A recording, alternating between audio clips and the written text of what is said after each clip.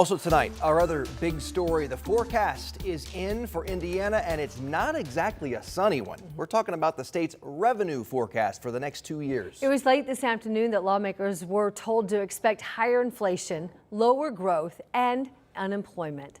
Our 13 News State House reporter Emily Longnecker is here with some of the other bad news that lawmakers got today.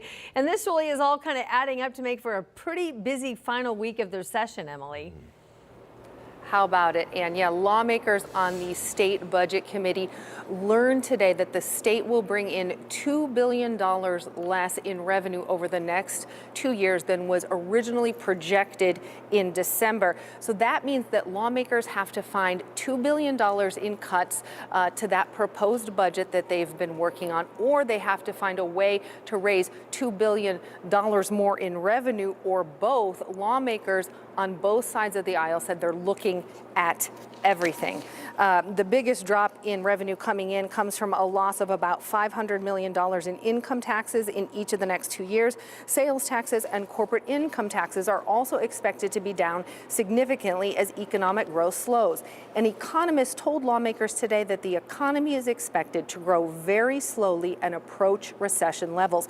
He blamed the slowdown on the end of the Biden-era Inflation Reduction Act, high interest rates, and the impact of President Donald Trump's new tariffs, explaining that those tariffs would keep inflation high until at least 2027.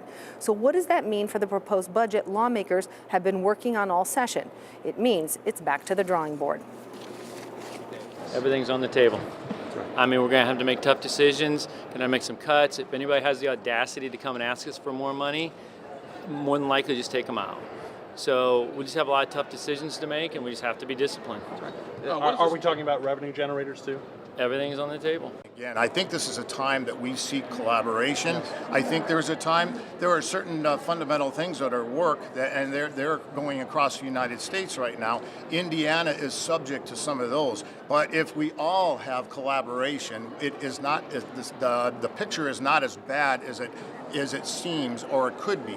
That picture can be better if we begin to collaborate in meaningful action. 15 minutes.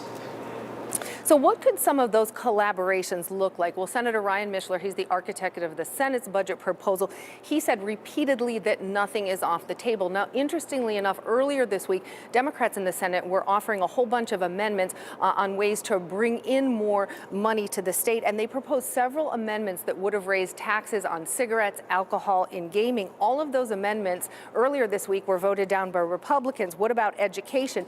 You know, Democrats have long been critical of expanding school vouchers, but we know in the House's budget proposal, there is an expansion to universal vouchers. So could that be revisited? Well, Senator Mishler said that education is the last thing that they want to really look at touching. What about spending on Medicaid? Republicans have said that Medicaid growth needs to be reined in, and they've been working on that all session with another bill trying to address that. And Senator Mishler saying that cuts to the budget in Medicaid right now are pretty tough because, you know, that's an entitlement program. So all of that to say, a lot to look at, and expect Governor Braun obviously to be part of this discussion. He issued a statement about the revenue forecast earlier today that said the final budget will respect today's revenue forecast and protect Hoosier taxpayers from worst case scenarios. So expect some long days trying to figure this all out in these final days of the session. Ann, Dustin?